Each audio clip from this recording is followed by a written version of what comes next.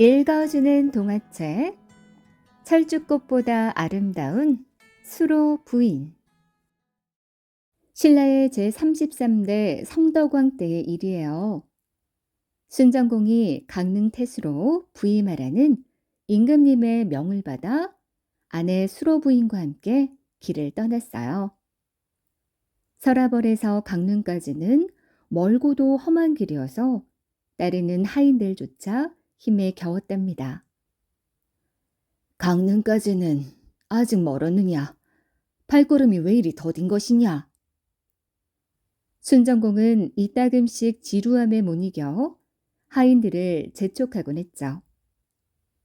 그럴 때마다 수로 부인이 빙긋 웃으며 곱게 핀잔을 주곤 했어요. 대감, 재촉하지 마옵소서. 험한 길이게 나오나 이 얼마나 멋진 풍경이옵니까? 여유롭게 아름다운 경치를 즐기소서. 하긴 오른쪽에는 푸른 바다가 펼쳐져 있고 왼쪽에는 가파른 산허리에 꽃이 아름답게 피었으니 가히 절경이로다. 이럴 게 아니라 오늘은 이곳에서 점심을 먹읍시다. 하인들이 돗자리를 펴고 점심 준비를 하는 동안 순정공은 주위를 다시 한번 둘러보았어요. 과연 감탄이 절로 나올 만큼 빼어난 경치가 눈앞에 펼쳐졌죠. 푸른 바다를 껴안고 돌을 세워 만든 것 같은 바위들이 천길 낭떠러지를 이루며 병풍처럼 빙 둘러서 있고 그 위로는 짙푸른 하늘이 끝없이 펼쳐져 있었어요. 가히 하늘이 내린 절경이 아닌가. 제 아무리 신선이라 한들 어찌 머물다 가지 않겠는가. 방금 전과는 달리 순정공은 연방 감탄사를 쏟아놓았어요. 그러자 곁에 있던 수로 부인도 한마디 거들었죠. 정말 떠가는 구름도 이 경치에 놀라 쉬어가겠습니다. 신라에 이런 비경이 있음을 이제 알았습니다. 그때였어요. 찬찬히 절벽 위를 살펴보던 수로 부인이 문득 시선을 한 곳에 멈추고 고운 손가락으로 그곳을 가리켰어요. 저기, 저 위 좀 보세요. 절벽 위에 아름다운 꽃이 곱게 피어 있군요. 수로 부인이 가리킨 절벽 위에는 붉은 빛의 철쭉꽃이 탐스럽게 피어 있었어요. 오, 그러고 보니 참으로 놀랍소. 저 가파른 절벽 위에서 저토록 눈부시게 피어나다니. 순정공도 고개를 끄덕이며 말했어요. 그렇사옵니다. 가히 한 폭의 그림을 옮겨놓은 듯하지 않사옵니까? 순정공의 말에 대꾸하는 수로 부인의 목소리는 차라리 감격에 겨워하는 듯했어요. 아니나 다를까 부인은 이번에는 마치 한 줄 시를 읊조리듯 중얼거렸어요. 누가 저 꽃을 나에게 꺾어주리오. 수로 부인의 그 목소리는 주위에 에둘러 서 있던 하인들이 들을 수 있을 만큼 의외로 컸어요. 하인들은 흠집 놀라 한두 발짝 뒤로 물러섰죠. 꽃이 담스럽게 나오나 저곳은 너무 높아서 사람이 오를 수 없을 것 같습니다. 그렇습니다. 혹 오르다가 발을 잘못 딛기라도 하는 날에는 목숨을 부지하기 어려울 것이옵니다. 하인들은 눈치를 보며 꽁무니를 뺐어요. 순정공이 보아도 그건 무리일 듯 싶었죠. 부인, 참으시오. 사람이 오르기에는 너무 험하고 가파르지 않소. 순정공도 부인을 점잖게 타일렀어요. 하지만 수로 부인은 못내 아쉬운 마음이 들었죠. 일부러 고개를 다른 곳으로 돌려도 절벽 위의 그 꽃이 눈앞에 어른거리며 사라지지 않았어요. 아, 아름다운 저 꽃을 품에 안아보고 싶은데 아무도 꺾어주는 사람이 없구나. 부인은 그 꽃을 한없이 바라보며 혼잣말로 슬프게 중얼거렸죠. 바로 그때 암소를 몰고 옆을 지나가던 한 노인이 불현듯 멈추어 섰어요. 그러더니 절벽 위의 꽃을 가리키며 수로 부인에게 조심스레 물었죠. 부인, 저 꽃 때문에 그렇게 슬픈 표정을 지으셨나요? 그렇답니다. 저토록 아름다운 꽃을 두 번 다시는 못 볼 것 같은데 아무도 저 꽃을 꺾어다 줄 수 없다고 하네요. 하오면 부인, 이 노인을 저하지 않으신다면 제가 저 꽃을 꺾어다 드려도 될는지요? 순간 수로 부인은 깜짝 놀랐어요. 옆에서 듣고 있던 순정공과 하인들도 눈이 휘둥그레졌답니다. 곧 노인은 소를 붙잡아 매놓고 절벽을 기어오르기 시작했어요. 저런, 저 노인이 어쩌자고 저런 무모한 짓을 하는 것이야? 그러게 말이야. 아이, 젊은 사람도 마다한 일을 어찌 내려고. 사람들은 가슴을 졸이며 노인을 지켜보았어요. 노인이 절벽을 오르며 주춤거릴 때마다 사람들은 가슴을 쓸어내렸죠. 에이게, 아우, 저러다 발을 헛디디면 어쩌지? 아우, 간이 오그라드는 것 같군. 그러나 노인은 마치 고개를 하듯 발 디딜 곳조차 없어 보이는 절벽을 잘도 타고 올랐죠. 한참 만에 노인은 절벽의 꽃을 꺾어 사뿐히 아래로 내려왔어요. 그리고 수로 부인에게 다가가 공손히 꽃을 건넸죠. 부인, 여기 꽃을 꺾어 왔습니다. 받으십시오. 이 아래서 보던 것보다 더 아름답습니다. 정말 어떻게 감사해야 할지 모르겠습니다. 수로 부인은 꽃을 받아들고 어린아이처럼 무척 기뻐했어요. 그 모습을 보며 노인은 수로 부인을 위해 아름다운 노래를 지어 불렀답니다. 바로 헌화가였죠. 그 가사는 이러했어요. 자줏빛 바위가에 잡고 있는 암소 놓게 하시고 나를 아니 부끄러워하시면 꽃을 꺾어 바치오리다. 그런 뒤 노인은 어디론가 사라져 버렸죠. 그 노인이 누구인지 아는 사람은 아무도 없었답니다. 순정공 일행은 다시 강릉을 향해 떠났어요. 꼭 이틀이 지난 정오 무렵이었죠. 일행은 임해정이라는 바닷가 어느 정자에 이르렀어요.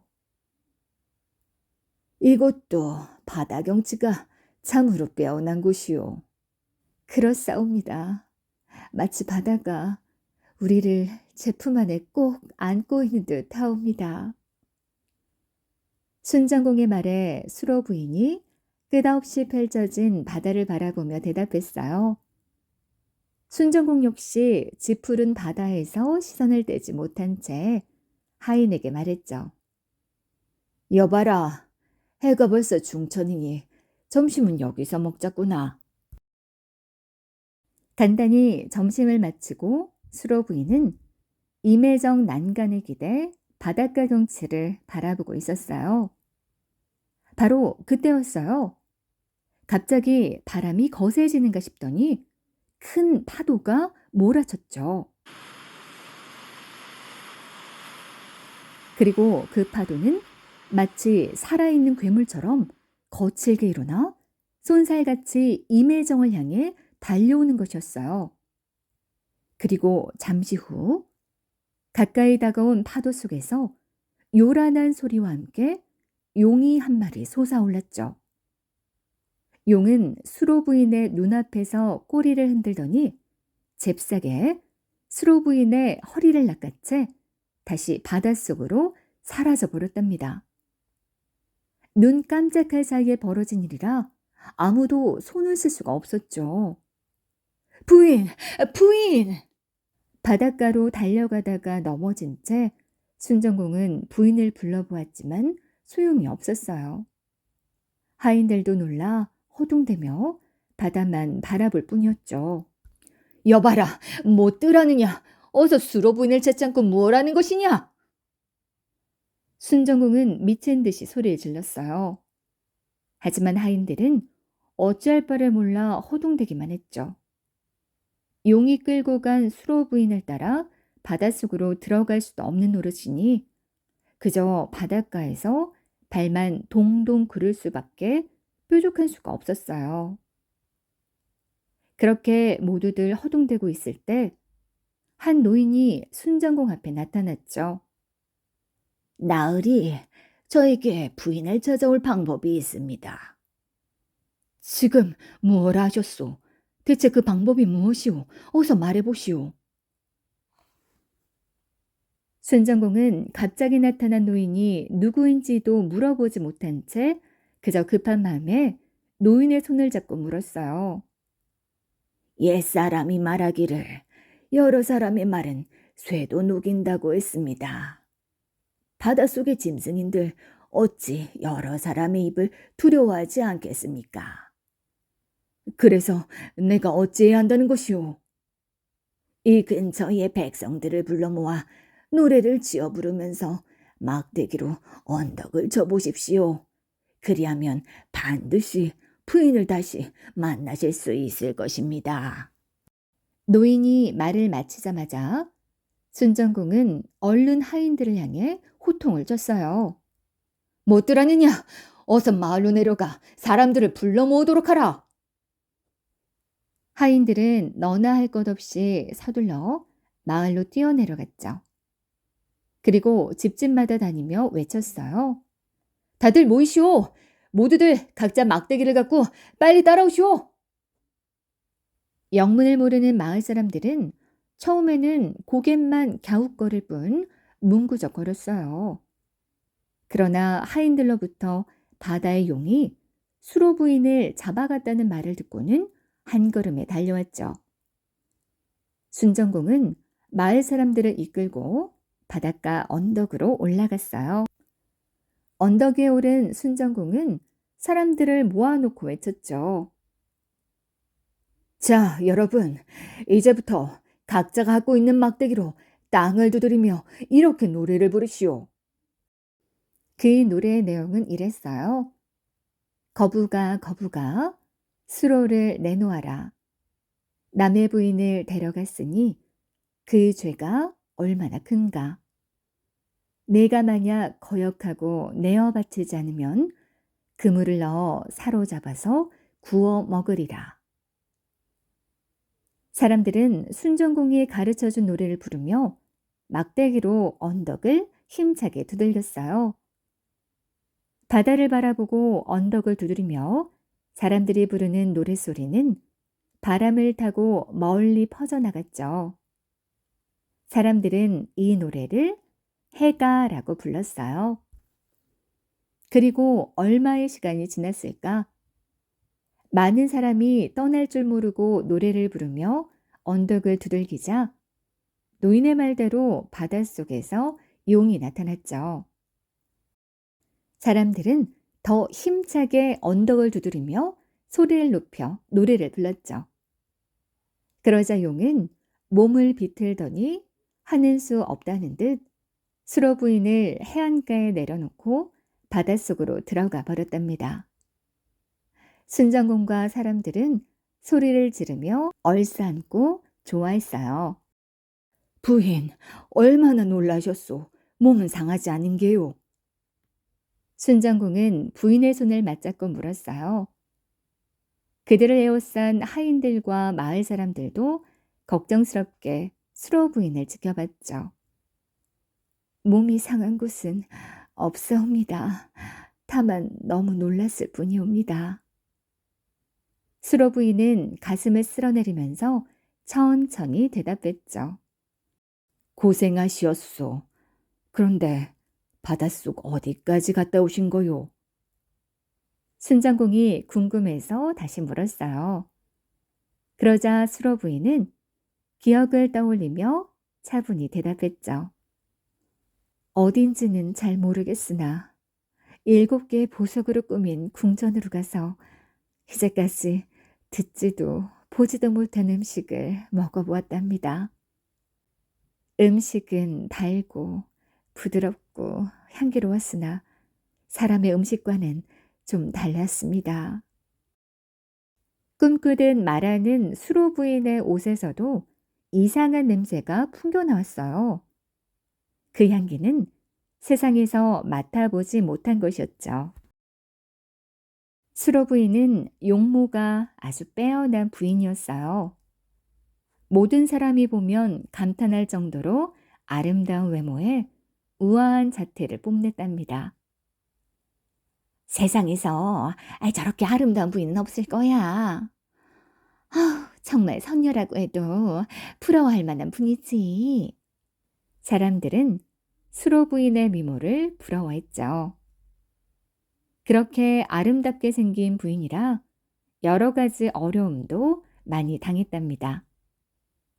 수로 부인이 깊은 산이나 큰 연못을 지날 때면 더 그랬죠. 눈부시게 아름다운 모습 때문에 신들도 욕심을 냈던 거죠.